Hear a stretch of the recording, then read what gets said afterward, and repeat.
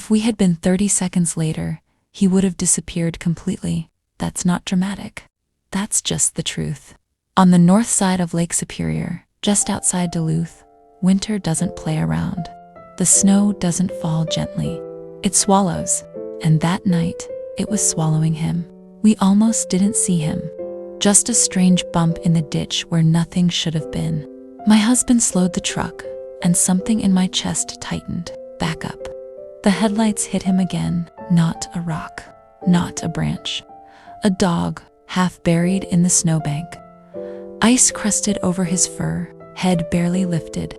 No barking, no scrambling, just those eyes open, but dim. And here's what I can't stop thinking about. How long had he been sitting there before we found him?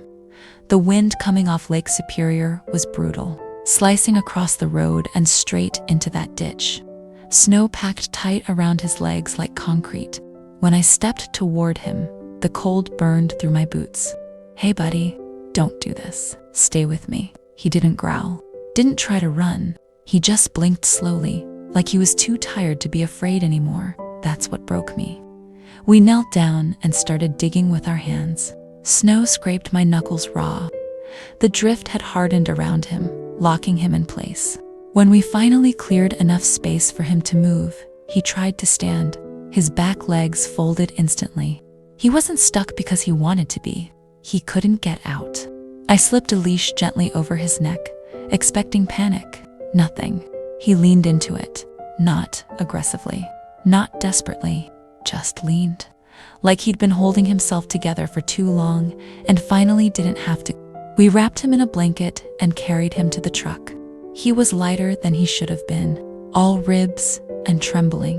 When I sat in the back seat with him, blasting the heater, he stared straight ahead, no whining, no shaking off, just stillness. And I couldn't stop wondering, was he dumped?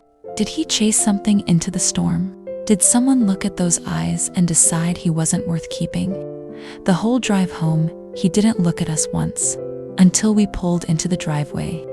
That's when he shifted, just slightly, like he realized the movement had stopped. Inside, we laid him on thick blankets near the fireplace.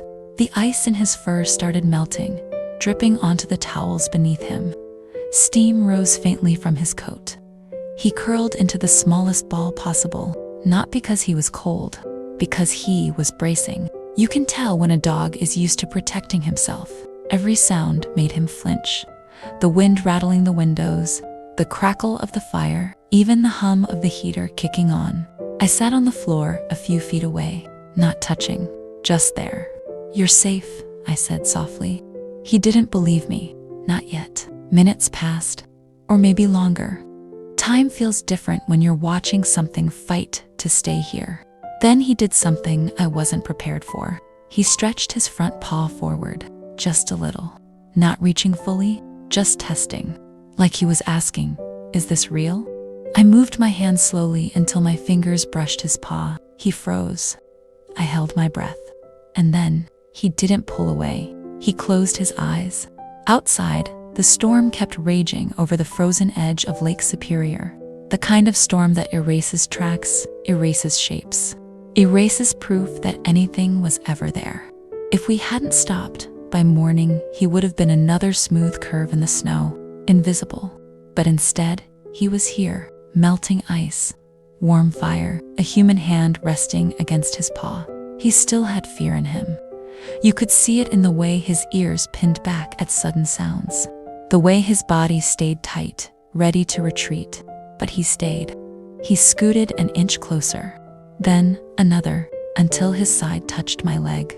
And in that small movement, in that quiet decision to lean instead of shut down, everything changed. I don't know where he came from. I don't know who let him end up in that ditch, but I know this. On the north shore of Minnesota, in the middle of a storm that could have erased him completely, he chose to trust.